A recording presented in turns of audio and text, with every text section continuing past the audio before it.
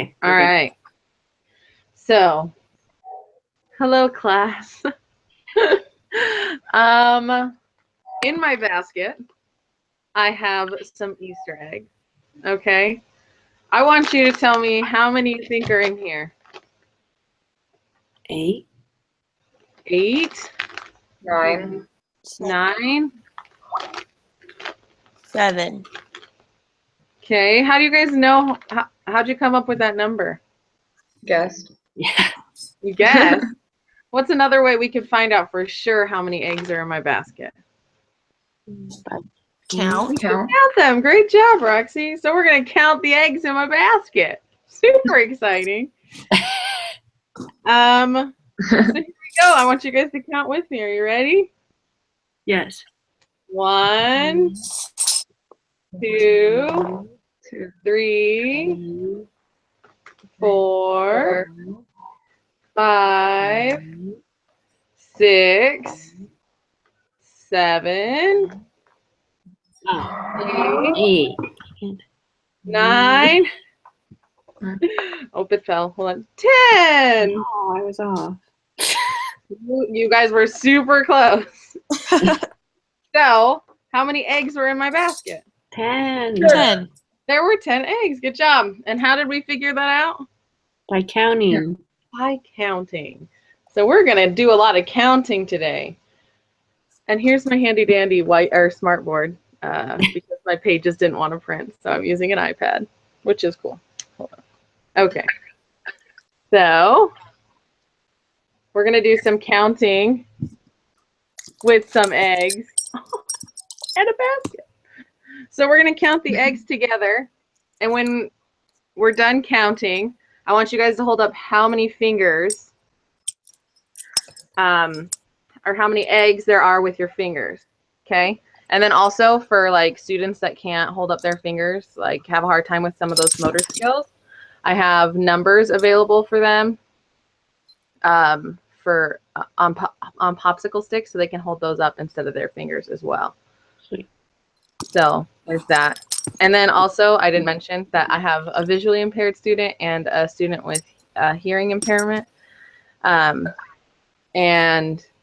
for the hearing impairment, I have a microphone on the whole time so they can hear. It's in their IEP that this teacher will wear a microphone. And then for my student with a visual impairment, it's in her IEP that I will provide large font, and she sits at the front of the class so she can see the smartboard. And throughout my lesson, I'll tell you other things that I have to provide for their needs. So just so you know. So here's the first one. We're going to count these eggs, and then when we're done counting, I don't want you to say anything. I just want you to hold up how many eggs there are with your fingers, okay? Are you guys ready? I'll do the first one with you so we can see what it looks like. So let's count. 1, 2, 3. Okay, how many eggs? Show me. Great job, you guys. There's 3 eggs. Look, 1, 2, 3. Perfect. So let's do another one. This one you guys are going to do by yourselves. So I'll count with you, and then you need you to hold up how many eggs there are. Are you ready?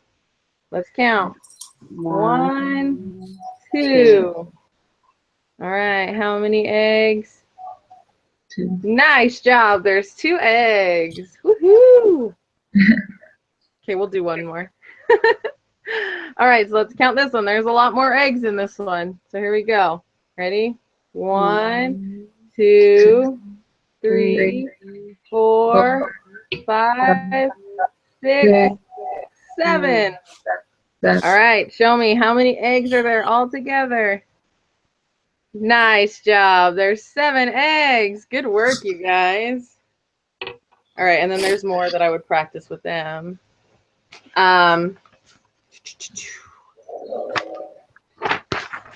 So that would be part of my formative assessment, by the way, when they're holding up their fingers. If there's a student that isn't doing it or holds up the wrong wrong number or whatever, then I would be able to redirect and we could talk about it and have a little bit of a discussion too. So there's that.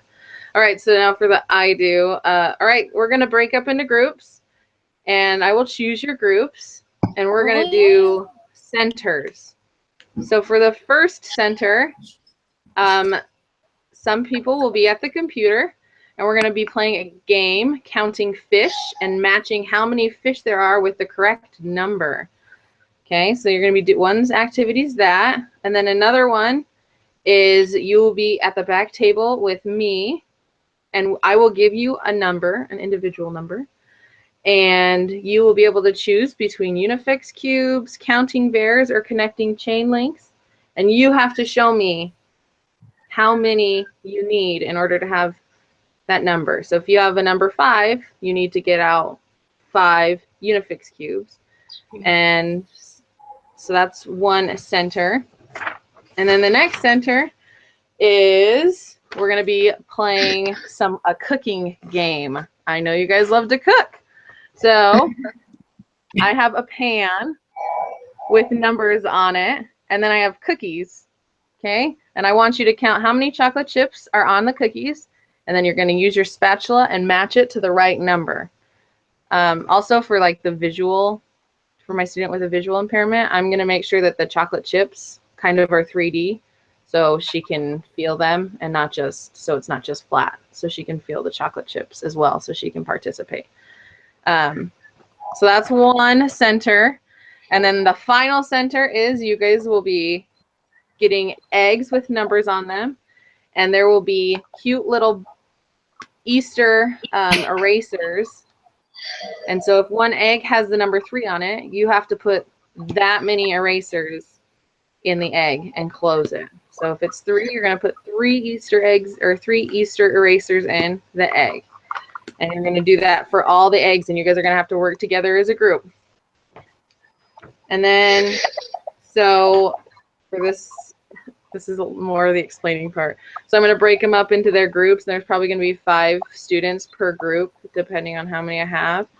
And I'm going to break them into groups based on their needs. So if I have struggling students that I know are going to struggle with certain activities, I'm going to place them with students that are fast learners.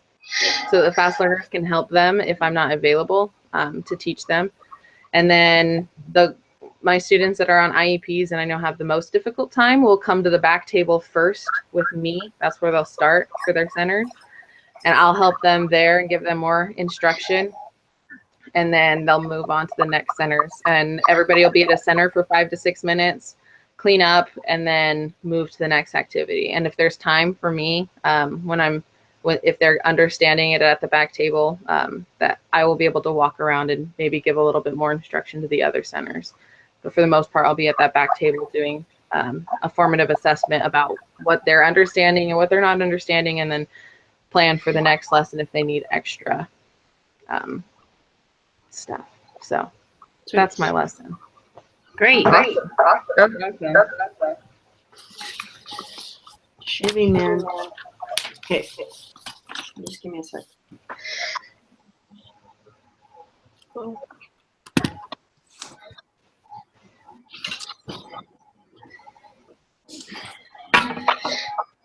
Oh yeah.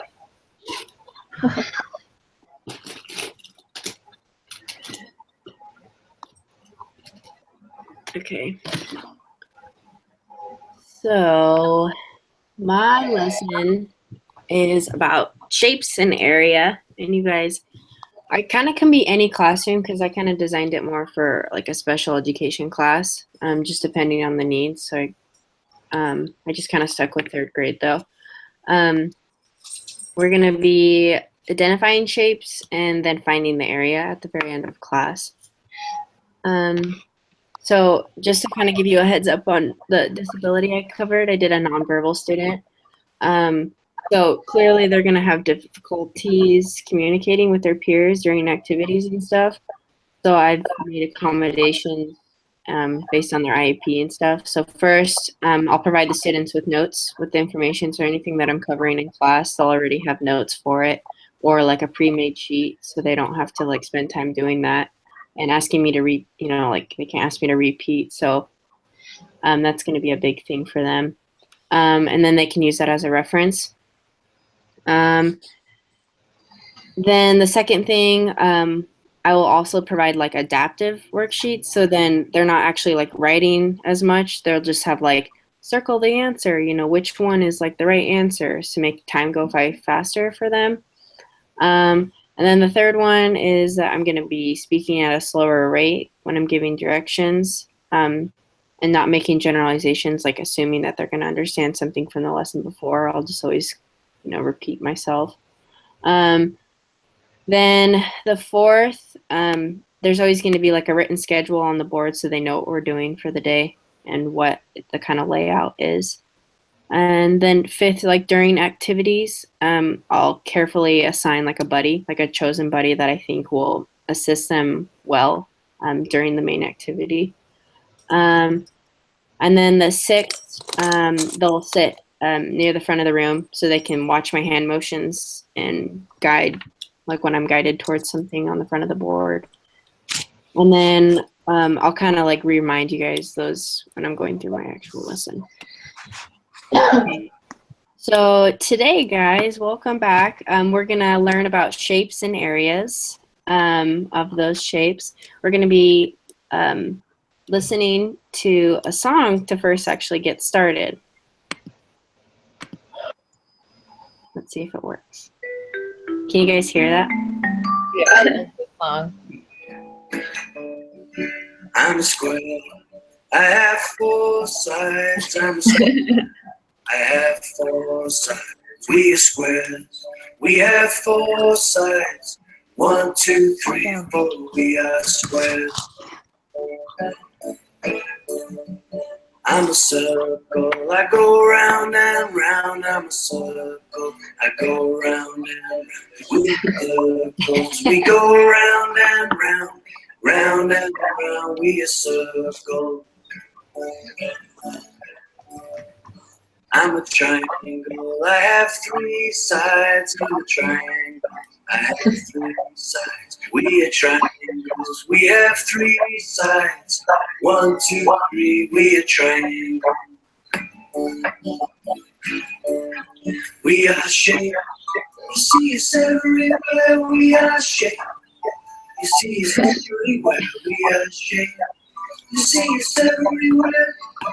Just look around, be everywhere. We are shape. You see us everywhere. We are shape. You see us everywhere. We are shape. You see us everywhere. Just look around, be everywhere. Just look around, be everywhere. Just look around, be everywhere.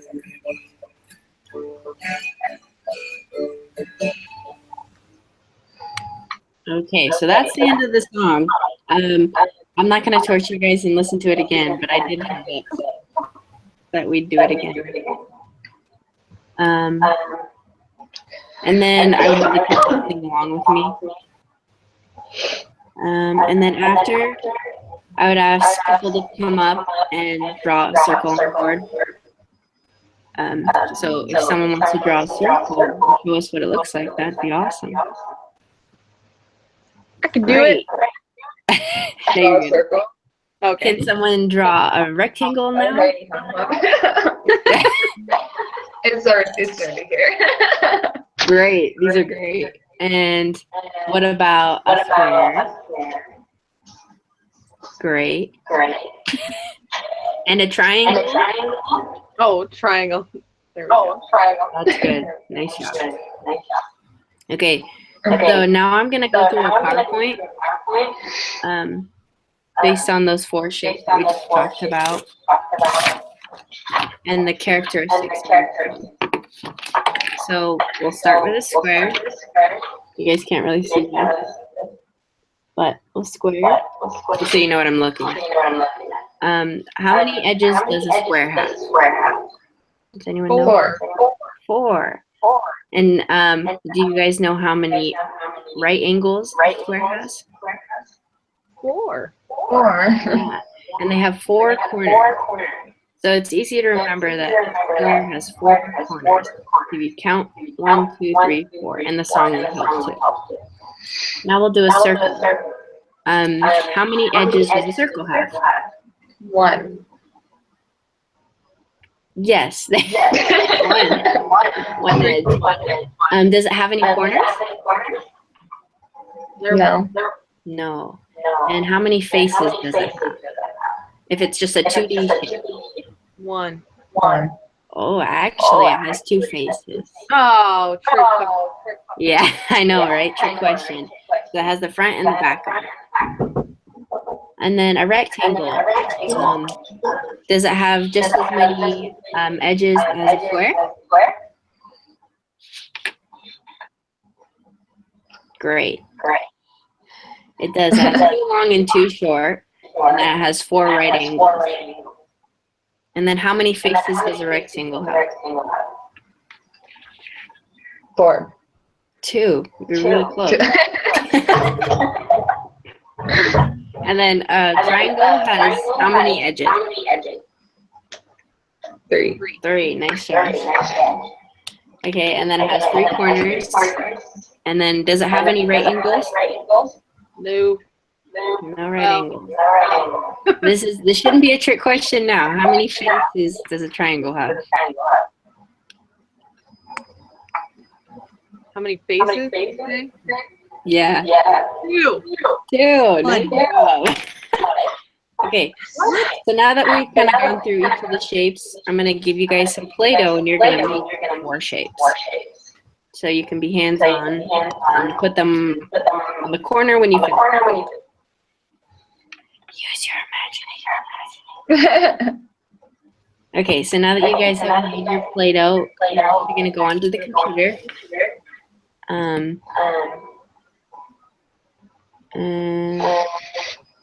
we're going to play a few games. I'm going to walk through how to do the games first, and then I'll let you guys go off on your own. For the student that's nonverbal, I wrote down the website names and already have them pulled up on his computer to make it easy. And then you guys will play the game, and I'll walk around checking. And then we'll go back to the PowerPoint and talk about like the formulas of a rectangle and a square. I have a few websites that we can watch on YouTube. I'm not going to make you guys, but they're on here and they'll explain how we find the areas in a more detailed form. And now we're going to do a few examples on the board to make sure that everyone understands what he was doing in the video. And now I'm going to give you guys a packet. And it has 2 rectangles and 1 square and some Cheez-Its. And you're going to take the Cheez-Its and see how many fit in each of the shapes. So don't eat them. Yeah, and don't eat them because we need to do the activity first. So the Cheez-Its represent the 1 by 1 square, and you want to see how many fit in each of those. So you guys would take time to do that. And now we will go into our main activity. And you guys are going to work in groups of 3. And we're going to find the measurement of another classroom. So you guys will need to write down the measurements that you found, the formula, and the answer. Okay. This is all going to be on the board. And for my student that's nonverbal, I've already printed off a worksheet that he can just fill in with all the answers. I will also give you guys tape measures and calculators. And we should get started. Okay, so I found one side of my room was 6 feet. What about you, Shay? The other side is 8 feet. Okay, and Sammy? Mine was 6. Okay, Roxy? Mine was 8 feet. Great. So what kind of shape do we think this is? Rectangle. So we're going to use the formula of a rectangle, which is length times width up in the area. This is really hard to do, but so we'll come back after you guys write that all down and find the formula and the answer. And I'll have a chart written on the board, and we'll fill it in as each word comes in. And I'm also going to take your guys' worksheet and put a sticker on the top of it, or like a smiley face, to make sure that you guys found all the information. If you didn't, I'm going to have you go back and collaborate with your group and try and find everything. I also have another activity just in case we didn't have enough time, where the students would make their own pizza. And I've kind of said like what each shape would be, and then we'll go around the room and share what shapes they used and talk about how many they used. And then the closing that we do a group discussion on what the student's favorite part of the lesson was. We'll ask students to share what they've learned, and then anything that was confusing in my direction. And then I've placed each of your guys' work math notebooks on your desk, and then there's a problem display on the board. And I want you guys to try and find the area of this square. And then after you finish, you're welcome to go to the next class. For the student that's nonverbal, I have a printed out packet of his notes, and so he can just fill out the information. But that's all. That was awesome. Doesn't seem as detailed. Right. No, that was cool. It's good. All right. The song is good. You like my song? You like your song. Thank you. I've was echoing the whole time. I know. You played that song. It started acting weird. I don't know. I know. Okay. Well, are we good? Yep. Okay. I'm gonna stop it. All right.